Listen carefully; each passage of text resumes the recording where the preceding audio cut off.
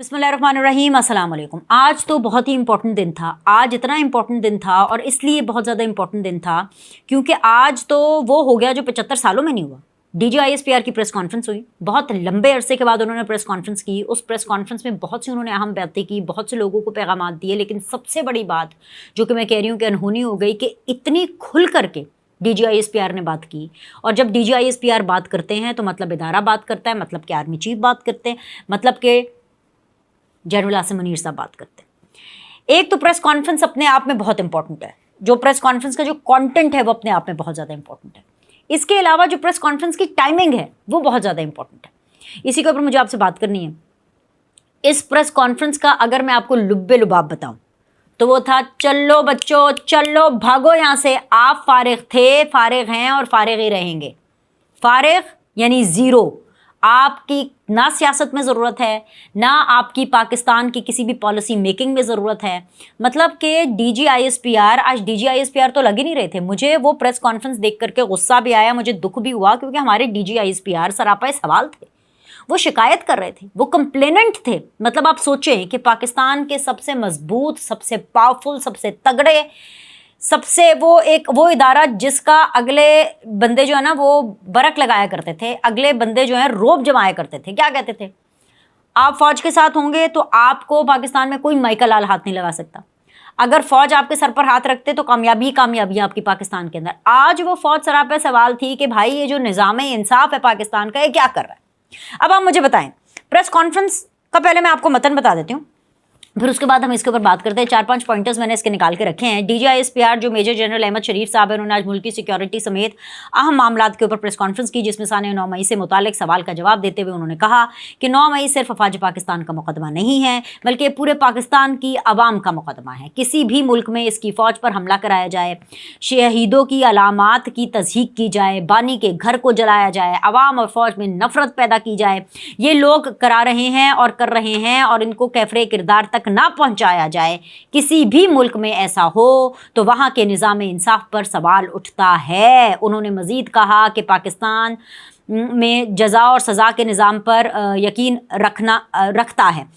9 मई को करने वाले और करवाने वालों को आइन के मुताबिक सज़ा देना पड़ेगी। हम सब ने अपनी आंखों से इस वाक़े को होते हुए देखा। हम सब ने देखा कि किस तरीके से लोगों की जहनसाजी की गई, अफवाज, उनके लीडर्स, एजेंसीज़ और इदारों के ख़िलाफ़ लोगों के जहन बनाए गए। हमने देखा कि किस तरह कुछ सियासी लीडर्स ने चुन चुन कर बताया कि यहाँ हमला करो। हमने देखा कि सिर्फ फ़ौजी तनसीबात पर हमले कराए गए। जब ये शवाहिद और सारी चीज़ें सामने आई तो आवाम का गुस्सा और रद्द अमल भी आपने देखा। जब सब कुछ खुलकर सामने आ गया तो प्रोपेगेंडा शुरू किया गया कि ये फॉल्स फ्लैग ऑपरेशन है। जो पहला रिएक्शन मैं आपको बता रही हूँ, जो पहला रिएक्शन DGISPR की इस प्रेस कॉन्फ्रेंस पर आया वो यही था कि PTI ने अपने ऑफिशियल अकाउंट से ट्वीट कर करके कि जी फॉल्स फ्लैग ऑपरेशन है, फॉल्स फ्लैग ऑपरेशन है, ये सारी कुछ बातें करके शुतुरमुर्ग की तरह मिट्टी में सर दबाने से हक़ाइक़ छुप नहीं सकते। और हकीकत ये है कि 9 मई पाकिस्तान तहरीक इंसाफ के लोगों ने किया। हाँ, सब PTI वालों ने नहीं किया, लेकिन मोस्टली PTI के लोगों ने किया, चाहे वो मुराद सईद हों, चाहे वो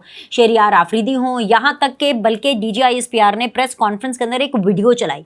उस वीडियो के अंदर वो तो देख के भाई मेरा तो मीटर ही बिल्कुल घूम गया, क्योंकि वो तमाम तर चीज़ें रिफ़्रेश हो गई ना। और वो इसलिए मीटर घूमा क्योंकि उन्होंने कौन सी ऐसी फौजी तनसीबात थी जिसको पाकिस्तान में छोड़ा। और एंड वो जो वीडियो हुई उसमें शहरियार आफरीदी भी थे, उस्मान डार थे, मुराद सईद थे, यास्मीन राशिद थी, पता नहीं, शायद मैं किसी का नाम भूल रहा हूँ। उनमें सारे इस तरह के प्रोमिनेंट लीडर्स थे। लेकिन सबसे ज़्यादा इंपॉर्टेंट चीज़ कि एंड के ऊपर वो जो वीडियो जो प्रेस कॉन्फ्रेंस में चलाई गई, एंड पे शंदाना गुलजार साहिबा उसमें कह रही थी कि इमरान खान नहीं तो पाकिस्तान नहीं। तो मैं तो पूछती हूँ कि जो खातून, जो शख्स जेंडर अपार्ट ये कह रहा है, या जिस पार्टी का जो एक सियासी नुमाइंदा है वो ये कह रहा है कि इमरान खान नहीं तो पाकिस्तान नहीं, मुझे तो ये समझ नहीं आती कि वो किस तरह टेलीविजन पर आ रही है। मुझे तो ये समझ नहीं आती कि वो किस तरह पार्लियामान में पहुंच रही है। मुझे तो ये समझ नहीं आती कि अलीमीन गंडापुर जैसा शख्स जो है वो खैबर पख्तूनख्वा का चीफ मिनिस्टर कैसे है। मुझे तो ये समझ नहीं आ रही है कि ये सब कैसे होने दिया गया। अब फ़ौज का प्रॉब्लम क्या है? फ़ौज का प्रॉब्लम ये है जिसकी वजह से DGISPR आज मुझे कंप्लेनेंट लगे, क्योंकि हम फ़ौजियों को खुद तो कुछ करने नहीं दे रहे, इसलिए खुद नहीं कुछ करने दे रहे। ऐसा नहीं है कि फ़ौज कुछ कर नहीं सकती, इसलिए करने नहीं दिया जा रहा है उनको, क्योंकि प्रेशर इतना बना दिया गया है اتنا زیادہ فالس نیریٹو فوج کے بارے میں، اتنی زیادہ نفرت پھیلانے کی کوشش کی گئی ہے اور اتنا زیادہ گندا کرنے کی کوشش کی گئی ہے کہ دیکھے جی یہ تو ہمیں روکنا چاہتے ہیں، دیکھے جی یہ تو روکنے کی بات کر رہی ہوں۔ عمران خان صاحب تو آرٹیکلز میں لکھ کے کہہ رہے ہیں کہ جی مجھے مارنا چاہتے ہیں۔ فوج کے ہاتھ انہوں نے میڈیا پہ کیمپینز چلا کر کے، پریشر بلڈ کر کے باندھ دیے ہیں۔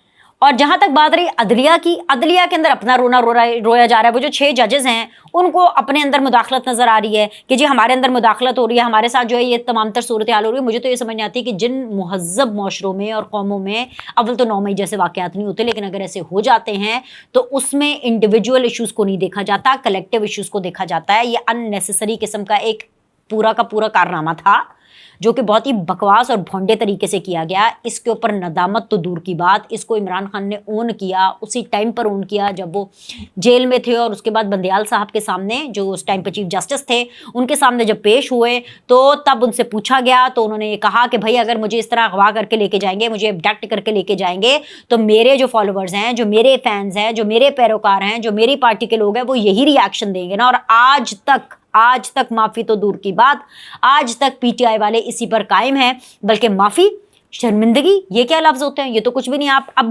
بھی پی ٹی آئی کا آپ آفیشیل ٹویٹر اکاؤنٹ کھول کر دیکھیں، جو ایکس ہے اس کے اوپر انہوں نے پریس کانفرنس ختم ہوتے ہی D G I S P R mister Ahmed Sharif صاحب کی فوٹو لگا کر کے جو تمام باتیں کی ہیں، وہ میں باتیں یہاں دہرا سکتی ہوں لیکن میں نہیں دہراؤں گی کیونکہ میں پی ٹی آئی کا موقف اس کے اوپر آپ کو نہیں دینا چاہتی۔ ان لوگوں سے بات کرنی ہے، ان لوگوں سے مذاکرات کرنے ہیں۔ آ جائیں جی اب ٹائمنگ پہ۔ یہ 2 دن پہلے اس لیے کیے گئے کیونکہ عمران خان جو جھوٹ بول رہے تھے نا کہ فالس فلیگ ہے، یہ تو فوجیوں نے خود ہی کرا لیا اور پھر اس کے بعد جو ہے خود ہی کروا کر کے ہمارے پہ ملبہ ڈال دیا، یہ سب جھوٹ ہے۔ اس کا بھرے مجمے کے اندر D G I S P R نے اس جھوٹ کو بے نقاب کیا، ساتھ ایک اور جھوٹ کو بے نقاب کیا کہ جو یہ پورٹرے کرنے کی کوشش ہو رہی تھی پچھلے کچھ عرصے سے، ہفتے 10 دن سے، کہ بھائی جان کیا ہو رہا ہے کہ جی یہ تو مذاکرات ہونے والے ہیں، فوج کے پاس تو کوئی چارہ ہی نہیں چھوڑا، فوج نے تو عمران خان سے مذاکرات کرنے، ٹھنگا مذاکرات کرنے، فوج نے کوئی مذاکرات نہیں کرنے۔ یہ جو مذاکرات کا 0.00001% چانس بھی تھا نا، اور یہ جو بڑا ایک ماحول بنایا جا رہا تھا کہ جی مذاکرات ہونے والے اور عمران خان صاحب تو جیل سے باہر نہیں آئیں گے، وہ جیل سے باہر، وہ مذاکرات بھی اب نہیں ہوں گے۔ اب کیا، وہ تو خیر کبھی بھی نہیں ہونے تھے۔ اور جنرل لودھی صاحب ہوں، مشاہد حسین سید صاحب ہو، یہ جو اس طرح کے کیریکٹرز آئے تھے بیچ میں جن کو پتہ نہیں کس نے مینڈیٹ دیا تھا کہ جی ہم صلح کرا دیتے ہیں پولیٹیکل پارٹیز کی اور اسٹیبلشمنٹ کی، ان کو بھی ایک میسج دیا گیا ہے کہ چلو جی فارغ، چلیں ادھر منہ کریں، لائن بنائیں اور چلے جائیں۔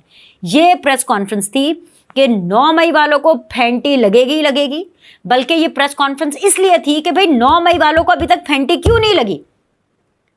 یہ جو عدلیہ، یہ جو نظام انصاف بیچ میں اپنے فین کلب کو ٹھوس رہی ہے جسٹ بیکاز کہ جی اپنی مطلب اور اپنی کنوینئنس کے حالات و واقعات پیدا کر دیے جائے، یہ غلط ہو رہا ہے۔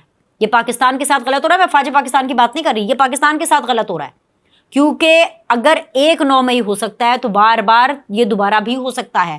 ان لوگوں کو شے دینے کا مطلب، 9 مئی والوں کو شے دینے کا مطلب یہ ہے کہ پاکستان کو آگ میں جھونکا جا رہا ہے، اور یہ میں بحیثیت پاکستانی الاؤ نہیں کروں گی۔ D G I S P R صاحب نے تو جو کہنا تھا وہ تو انہوں نے کہا، وہ تو میں نے آپ کے سامنے رکھ دیا، اس کا پیغام ہی یہی ہے، اعلان ختم ہوا، بس کوئی زیادہ بات نہیں، کوئی زیادہ کیا کم کیا، کوئی بات ہی نہیں۔ عدلیہ کو بھی ایک پیغام پہنچایا گیا ہے کہ بھائی جان کچھ عقل کے ناخن لیں، کچھ کریں۔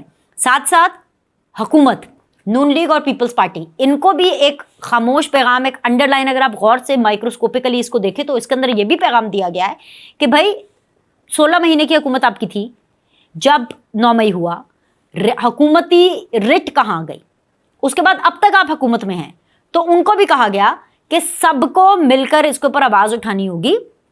اور سب سے امپورٹنٹ چیز کمیشن، اگر کمیشن 9 مئی کا ہے، ویسے تو اول تو مجھے لگتا ہے کہ کمیشن ہونا ہی نہیں چاہیے، کمیشن کا مطلب ہے کہ معاملہ خو کھاتے چلا گیا، کمیشن کا مطلب ہے کہ معاملہ دفن ہو گیا، لیکن اگر کمیشن کی بات ہو رہی ہے تو D G I S P R بھی کہہ رہے ہیں کہ بھائی پھر 2014 کے دھرنے کا بھی ہوگا، پی ٹی وی پہ حملے کا بھی ہوگا، پھر پارلیمنٹ کے حملے کا بھی، اور جب یہ کمیشن بنیں گے تو کیا کچھ ہوگا، بہت کچھ ہوگا، اتنا سب کچھ ہوگا کہ عمران خان اس سے نکلنا بھی چاہیں گے تو اس سے کبھی نہیں نکل سکیں گے، تادم مرگ اس سے نہیں نکل سکیں گے۔ یہ میں آپ کو بتا رہی ہوں، بہت بڑی بات میں کر رہی ہوں لیکن بڑے ہوش و حواس میں کر رہی ہوں۔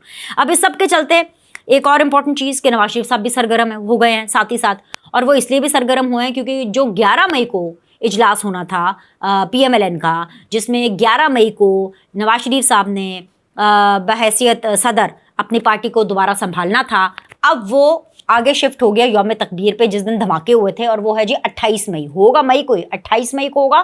اور 28 مئی نون لیگ کے لیے بڑی امپورٹنٹ ہے، نواز شریف صاحب کے بڑے دل کے قریب ہے، اور اس کی سب سے بڑی وجہ یہی ہے کہ جو دھماکے تھے، جو بھارت کے دھماکوں کا جواب دیا گیا، وہ 28 مئی کو دیا گیا، اور تب نون لیگ آف کورس سب کچھ کرتا دھرتا تھی، یہ انہی کا برین چائلڈ اور انہی کا بیسیکلی ایک فیوریٹ قسم کا ایک پروجیکٹ تھا.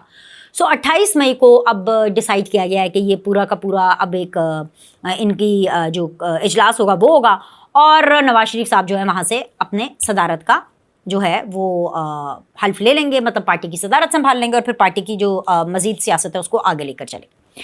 اچھا، یہ تو میں نے آپ کو نواز شریف صاحب کے سرگرم ہونے کے حوالے سے بات آپ کو بتا دی، لیکن جو پی ٹی آئی کے لیے بری خبریں اور پی ٹی آئی کی جو چترول ہے اس کا سلسلہ بالکل جاری رہے گا، اس کے حوالے سے مزید بھی خبریں آپ تک پہنچائیں گے. اس کے لیے ابھی کے لیے آپ کو لائک اور سبسکرائب کرنا ہے، اور اگلی ویڈیو کا انتظار کرنا ہے. اللہ حافظ.